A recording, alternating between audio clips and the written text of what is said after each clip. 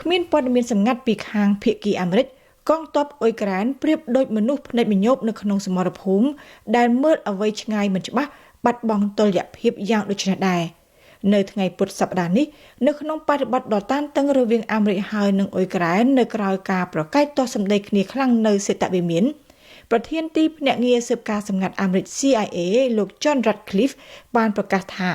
អាមេរិកបានសម្រេចផ្អាកលែងផ្ដល់ព័ត៌មានសម្ងាត់ទៅឲ្យអ៊ុយក្រែនដំណឹងនេះគឺអាចធ្វើឲ្យកងទ័ពអ៊ុយក្រែនហេងហាងក្រៃពីព្រោះវាមិនខុសអីពីការដកវ៉ែនតាពីមនុស្សមញុបភ្នែកនោះទេដោយសម្រាប់ផ្អាកជំនួយយោធាហើយនឹងផ្អាកការចែករំលែកព័ត៌មានសម្ងាត់ជាមួយអ៊ុយក្រែនតើរដ្ឋបាលលោកដូណាល់ត្រាំកំពុងតែដាក់ពិន័យអ៊ុយក្រែនដែលមានប្រធានាធិបតីហ៊ាននិយាយតវ៉ាតឹងសរសៃកជាមួយនឹងលោកនៅសេតវិមានឬក៏យ៉ាងណាមុននឹងនិយាយទៅដល់ផលប៉ះពាល់ដោយសារតែអាមេរិកលែងចែករំលែកព័ត៌មានសម្ងាត់ជាមួយអ៊ុយក្រែននេះគេត្រូវតោងយល់ថាហេតុអ្វីបានជាអាមេរិកចែករំលែកព័ត៌មានសម្ងាត់ជាមួយនឹងអ៊ុយក្រែនតើវាមានប្រយោជន៍ជួយអ៊ុយក្រែនអ្វីខ្លះជាប្រទេសមហាអំណាចយោធាដែលមានបច្ចេកវិទ្យានាំមុខគេភ្នាក់ងារស៊ើបការសម្ងាត់របស់អាមេរិកបានដឹងមុនគេមុនឯងពីចេតនារបស់លោកពូទីនដែលបានចល័តទ័ពរបស់រុស្ស៊ីទៅនៅព្រំដែនជាមួយនឹងអ៊ុយក្រែននៅចុងឆ្នាំ2021ពលគឺនៅប្រមាណខែមុនបើកសង្គ្រាមឈ្លានពានអ៊ុយក្រែនគឺព័ត៌មានសម្ងាត់របស់អាមេរិកដដែលដែលបានជួយឲ្យក្រុងគៀវរបស់អ៊ុយក្រែននេះជៀសរួចផុតមិនដួលរលំតាមរយៈការរៀបចំយុទ្ធសាស្ត្រទប់ទល់ទៅនឹងកងទ័ពរុស្ស៊ីដែលបានបែរទិសសម្រុកចូលដណ្ដើមកាន់កាប់ទីក្រុងគៀវនៅដើមដំបូងទីនៃសង្គ្រាមដើម្បីជួយអ៊ុយក្រែនប្រទេសចាញ់ប្រៀបរុស្ស៊ីទាំងចំនួនទ័ពហើយនិងសព្វាវុធរដ្ឋបាលលោកโจ Biden ក្រៅតែពីផ្ដល់ជំនួយសព្វាវុធបានចុះកិច្ចព្រមព្រៀងចែករំលែកព័ត៌មានសម្ងាត់ជាមួយនឹងអ៊ុយក្រែនដើម្បីប៉ះប៉ូវទៅដល់ការខ្វះខាតទាំងចំនួនទ័ពហើយនិងសព្វាវុធនៅភាគីអ៊ុយក្រែននេះគោលដៅរបស់ Washington គឺចែករំលែកព័ត៌មានសម្ងាត់ទាំងឡាយណាដើម្បីឲ្យអ៊ុយក្រែនមានសមត្ថភាពទាំងការពារខ្លួនហើយនឹងវាយប្រហារចំគោលដៅដោយមិនខ្ជះខ្ជាយក្របសព្វាវុធ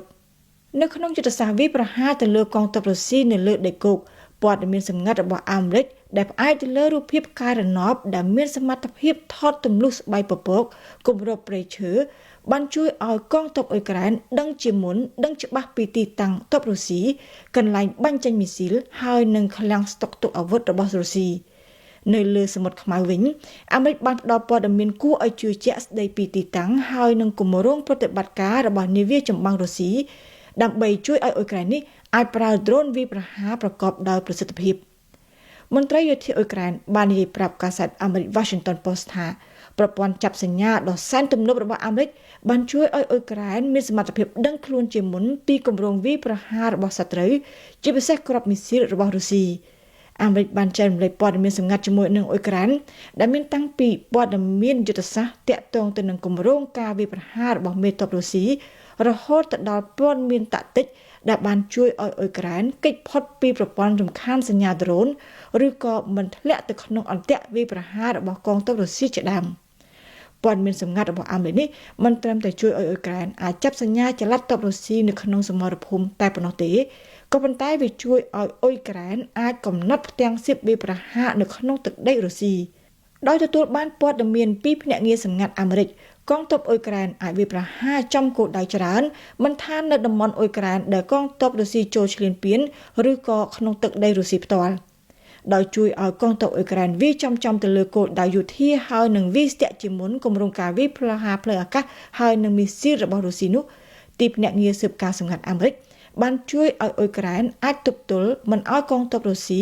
បោះពួយលឿនខ្លាំងនៅក្នុងសមរភូមិដើម្បីវាយដណ្ដើមកាន់កាប់ទឹកដីអ៊ុយក្រែនក៏ប៉ុន្តែការសម្រេចរបស់ប្រធានទីភ្នាក់ងារស៊ើបការសម្ងាត់អាមេរិកកាលពីថ្ងៃពុធនេះនឹងធ្វើឲ្យប៉ះពាល់ប្រែកលាប់ចាក់ការប្រឹងប្រែងរបស់កងទ័ពអ៊ុយក្រែនជាក់ស្ដែងដោយសារតែអាមេរិកផ្អាកការចែករំលែកព័ត៌មានសម្ងាត់ជាមួយនឹងអ៊ុយក្រែននេះកងទ័ពអ៊ុយក្រែនគឺគ្មានទិន្នន័យដើម្បីអាចប្រើប្រាស់ប្រព័ន្ធបាញ់មីស៊ីលចម្ងាយឆ្ងាយរបស់អាមេរិកដូចជាប្រភេទមីស៊ីល Attack ដែលលោកโจ Biden បានអនុញ្ញាតឲ្យអ៊ុយក្រែនប្រើដើម្បីបាញ់ចូលជ្រៅទៅក្នុងទឹកដីរុស្ស៊ី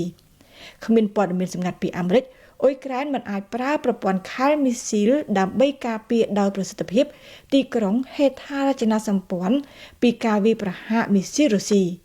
អាមេរិកផ្អាកការចែករំលែកព័ត៌មានសម្ងាត់ដែលសំខាន់ណាស់សម្រាប់យុទ្ធសាស្ត្រធ្វើសង្គ្រាមរបស់អ៊ុយក្រែន នេះគឺមានន័យស្មើទៅនឹងការបិទឆ័ត្រការពារហុចឱកាសឲ្យរុស្ស៊ីអាចវាយប្រហារគ្រាប់មីស៊ីលទៅលើអ៊ុយក្រែនបានដោយស្រួលហើយនឹងអាចសម្រុកចូលកាន់តែគៀកខ្សែប្រយុទ្ធជួរមុខនៅក្នុងសមរភូមិមន្ត្រីយោធាអ៊ុយក្រែនដែលធ្វើការផ្នែកស៊ើបការសម្ងាត់បាននិយាយប្រាប់កាសែតអាមេរិកថាអ្វីដែលអ៊ុយក្រែនកំពុងតែបារម្ភខ្លាំងនៅពេលនេះគឺរុស្ស៊ីនឹងអាចឆ្លៀតពេលដែលអាមេរិកឈប់ផ្ដល់ព័ត៌មានសម្ងាត់ទៅឲ្យអ៊ុយក្រែននេះដើម្បីរៀបចំយុទ្ធសាស្ត្រចល័តប្រមូលផ្ដុំទ័ពឡើងវិញហើយនឹងបង្វែរកាណុងមីស៊ីលបាញ់សោយទៅលើទីក្រុងគៀវដោយនៅក្នុងករណីវាយប្រហារនៅចុងសប្តាហ៍នេះយោងតាមមន្ត្រីអ៊ុយក្រែនខាងលើ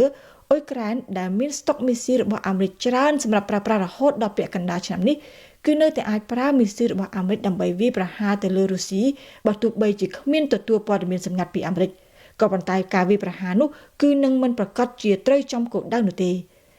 សមត្ថភាពប្រយុទ្ធរបស់អ៊ុយក្រែននេះនឹងមានកំណត់ដោយសារតែគ្មានជំនួយសព្វាវុធហើយនឹងព័ត៌មានសម្ងាត់ពីអាមេរិក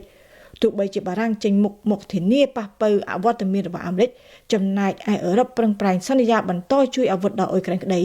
អ៊ុយក្រែនដឹងច្បាស់ថាអ៊ុយក្រែនមិនអាចបន្តធ្វើសង្គ្រាមតទល់ទៅនឹងរុស្ស៊ីដោយគ្មានអាមេរិកដាច់ខាត